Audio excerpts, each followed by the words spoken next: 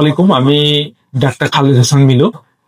আজকে একটা গুরুত্বপূর্ণ বিষয় নিয়ে কথা বলবো, সেটা হচ্ছে যে আমাদের বিভিন্ন পেশেন্ট যাদের অপারেশন করা হয় বা বিভিন্ন কারণে আঘাত লাগতে পারে, কেটে যেতে পারে, হ্যাঁ, আগুনে পুড়ে যেতে পারে, আল্লাহ না করুক, গরম পানি পড়তে পারে, অর্থাৎ যে কোনো ধরনের আঘাতের কারণে আমাদের যে একটা ইনজুরি হয়, এই ইনজুরি যদি হয়ে যায় কোনো মানুষের, তাহলে এটা কিভাবে দ্রুত শুকাবে বা অপারেশনের পরে কোন কোন বিষয়গুলো করলে ঘাগুলা দ্রুত শুকাবে, হ্যাঁ, এটা একটা গুরুত্বপূর্ণ বিষয়।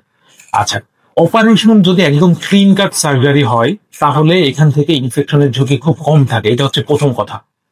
দ্বিতীয় কথা হচ্ছে যে আপনার ডেইলি লাইফস্টাইলের উপরেও এর কিছু নির্ভরশীলতা আছে, হ্যাঁ। কিরকম হতে পারে? যেমন অপারেশন করার পরে আপনাকে একটা প্রপার অ্যান্টিবায়োটিক দিতে হবে।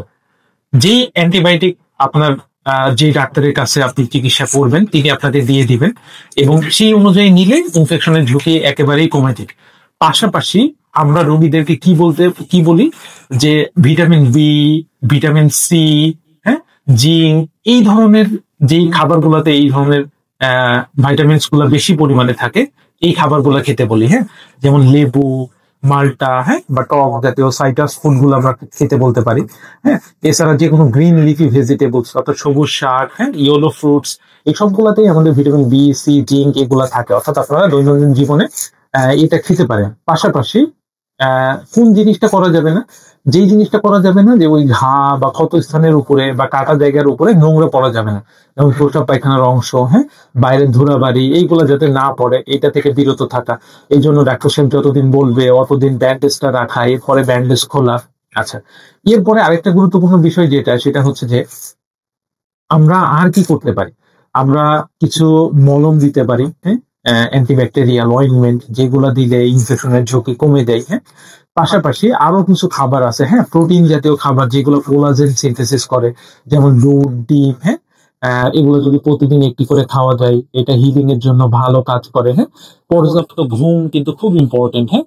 স্ট্রেস ফ্রি থাকা, এগুলো কিন্তু খুব ইম্পর্টেন্ট। আর সবথেকে যেটা গুরুত্বপূর্ণ কথা, এটা হচ্ছে যারা ডায়াবেটিক পেশেন্ট তাদের ডায়াবেটিস কন্ট্রোল করতে হবে। আমাদের দৈনন্দিন জীবনের প্র্যাকটিসে আমরা এইরকম পেশেন্ট পাই যে যাদের অপারেশন করার পরে শুকাতে অনেক প্রবলেম হচ্ছে, হ্যাঁ, বারবার আসতেছে, ড্রেসিং করতেছে, কিন্তু ভালো হচ্ছে না, এবং এটার পিছনে মোস্ট অফ দা কারণ হচ্ছে ডায়াবেটিস। তাহলে ডায়াবেটিস রোগীদের অবশ্যই অপারেশনের পরে বা অপারেশনের আগে এমন ভাবে এটা কন্ট্রোলে থাকতে হবে যাতে একটা অপটিমাম লেভেলে থাকে। এই অপটিমাম লেভেলে থাকলে মোটামুটি খুব ভালো রেসপন্স। তাহলে ডায়াবেটিস একটা ফ্যাক্ট। পাশাপাশি আপনার যদি কোনো রোগ না থাকে, এটা আরো ভালো, দ্রুত ঘা শুকাবে। প্রপার নিউট্রিশন মেনটেন করতে হবে, এগুলো মেনটেন করলে আলহামদুলিল্লাহ আপনাদের ক্ষতস্থানটি দ্রুত শুকাই যাবে। তো যেই পরামর্শগুলো দিলাম এগুলো মেনে চলার চেষ্টা করবেন। সবাইকে আন্তরিক ধন্যবাদ। আসসালামু আলাইকুম ওয়া রাহমাতুল্লাহ।